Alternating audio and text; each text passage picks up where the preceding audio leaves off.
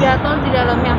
Di samping itu, ekosistem mampu menyediakan habitat, tempat berteduh, tempat memijat, serta tempat mencari makan bagi berbagai biodata seperti ikan, udang, kepiting, dan mangrove. Maupun juga banyak menunjang ekonomi masyarakat sekitarnya. Ciri-ciri hutan mangrove dimanfaatkan sebagai penghasil kayu untuk bangunan, bahan makanan dan obat-obatan yang dapat didominasi oleh tumbuhan mangrove atau tumbuhan bakau, yakni tumbuhan yang mempunyai air mencuat ke permukaan.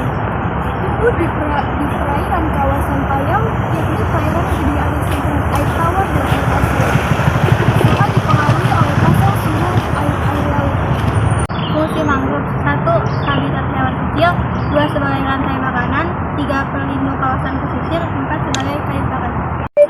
Ekosistem adalah suatu sistem ekologi yang terbentuk oleh berhubungan timbal balik tak terpisahkan antara makhluk hidup dengan lingkungannya. Ekosistem bisa dikatakan juga suatu tatanan kesatuan secara utuh dan menyeluruh antara segenap unsur lingkungan hidup yang saling mempengaruhi, didominasi oleh tumbuhan mangrove atau tumbuhan bakau, yakni tumbuhan yang memiliki akar muncat ke permukaan, tumbuh di kawasan perairan Payau, yakni perairan yang terdiri atas campuran air tawar dan air asin, sangat dipengaruhi oleh pasang surut air laut. Keberadaannya terutama di daerah yang mengalami perlumpuran dan juga terjadi akumulasi bahan organik memiliki ekosistem berlumpur.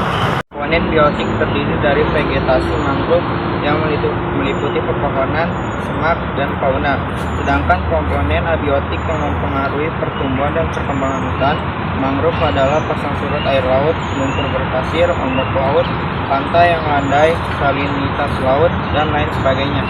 Kepiting bakau memiliki fungsi ekologis khususnya dalam ekosistem mangrove. Keberadaan kepiting ini di dalam ekosistem mangrove dapat mengurangi kadar racun tanah lahan mangrove yang dikenal sebagai anoksis, kekurangan oksigen. Daun pohon mangrove dapat berfotosintesis sehingga mengeluarkan oksigen untuk sumber kehidupan makhluk hidup dan menyerap CO2. CO2 bermanfaat untuk sumber pemanasan global. Burung banyak ikan kecil dan kepiting yang memakan daun tumbuhan mangrove. Satwa-satwa kecil itu kemudian menjadi makanan bagi jenis burung air. Pasang surut air laut: hutan mangrove dipengaruhi oleh pasang surut air laut. Jika air laut pasang hutan mangrove tergenang, sedangkan jika surut hutan mangrove seperti daratan, hutan mangrove juga sebagai filter alami karena air hutan mangrove adalah air payau sehingga berfungsi mencegah abrasi pantai dan erosi dan pantai tersebut. Ikan tanaman bakau banyak disukai oleh ikan-ikan kecil dan juga kepiting. Tidak sedikit ikan yang menggantungkan hidup dengan makanan daun tanaman bakau ini untuk berlangsungan hidup mereka.